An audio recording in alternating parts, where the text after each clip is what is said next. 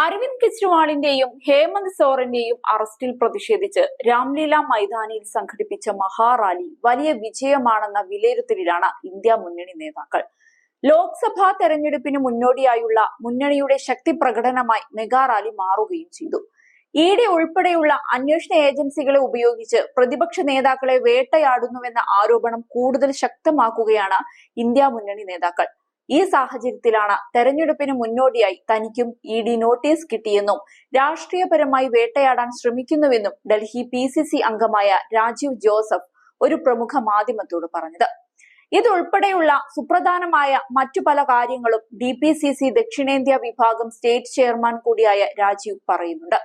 രാംലീല മൈതാനിയിലെ മഹാറാലി ഒരു മഹാവിജയമായിരുന്നു. നരേന്ദ്രമോദിയുടെ ED വേട്ടയ്ക്കെതിരെ CBI വേട്ടയ്ക്കെതിരെ എല്ലാമുള്ള ഈ രാജ്യത്തെ മതേതര ജനാധിപത്യ പാർട്ടികളുടെ നേതൃത്വത്തിലുള്ള മഹാറാലിയാണ് രാംലീല മൈതാനിയിൽ നടന്നത്. കഴിഞ്ഞ 10 വർഷമായി കോർപ്പറേറ്റുകൾക്ക് വേണ്ടിയുള്ള ഭരണമാണ് നരേന്ദ്രമോദി രാജ്യത്ത് നടപ്പിലാക്കിക്കൊണ്ടിരിക്കുന്നത്. വർഗീയവൽക്കരണത്തിലൂടെ രാജ്യത്തെ ഛിന്ന ഭിന്നമാക്കി ഏകാധിപത്യ ഹിന്ദുത്വ രാഷ്ട്രമാക്കി മാറ്റാനുള്ള തന്ത്രത്തിന്റെ ഭാഗമാണ് ഈ ED വേട്ടയൊക്കെ. പ്രതിപക്ഷത്തെ ഇതിലൂടെ ഇല്ലാതാക്കി കളയാമെന്നാണ് അദ്ദേഹം വിചാരിക്കുന്നത്. എത്രയേറെ പ്രതിപക്ഷ നേതാക്കളെയാണ് വേട്ടയാടുന്നത്. അവരെ പീഡിപ്പിക്കുകയും ജയിലിലാക്കുകയുമാണവർ. ഇത്തരം വേട്ടയുടെ ഒരു ഇരയാണ് ഞാനും. 4 മാസങ്ങൾക്ക് മുൻപ് എനിക്കും EDയുടെ ഒരു സമൻസ് വന്നു. നരേന്ദ്രമോദി സർക്കാരിന്റെ ജനവിരുദ്ധ നയങ്ങൾക്കെതിരെ അതിശക്തമായ രീതിയിൽ തന്നെ ഡൽഹിയിൽ പ്രവർത്തിക്കുന്ന ഒരു വ്യക്തിയാണ് ഞാൻ. അതാണ് അവരെ ചൊടിപ്പിച്ചത്. ഓട്ടോറിക്ഷയിലും ബസ്സിലും മെട്രോയിലും യാത്ര ചെയ്ത് രാഷ്ട്രീയ പ്രവർത്തനം നടത്തുന്ന ഒരു വ്യക്തി കൂടിയാണ് ഞാൻ.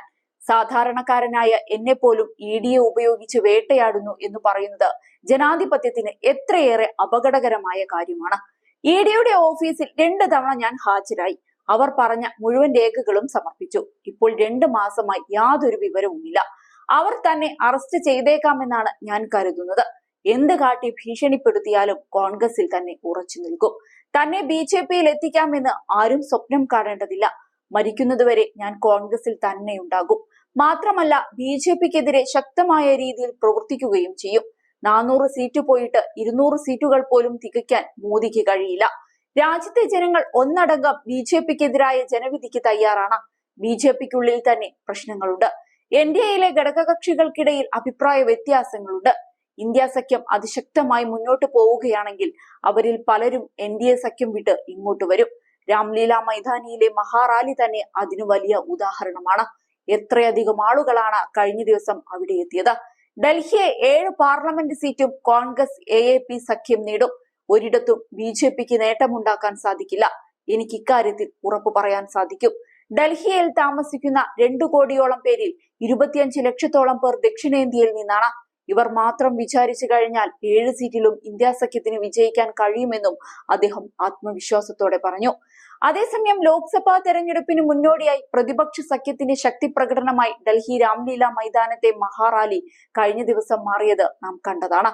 ഡൽഹി മുഖ്യമന്ത്രിയും AAP ദേശീയ കൺവീനറുമായ അരവിന്ദ് കെജ്രിവാൾ, ഝാർഖണ്ഡ് മുഖ്യമന്ത്രിയായിരുന്ന ഹേമന്ത് സോറൻ എന്നിവരുടെ അറസ്റ്റിൽ പ്രതിഷേധിച്ച് ആഹ്വാനം ചെയ്ത ലോകതന്ത്ര ബച്ചാവോ റാലിയിലേക്ക് 10,000 കണക്കിന് പ്രവർത്തകരാണ് ഒഴുകിയെത്തിയത്.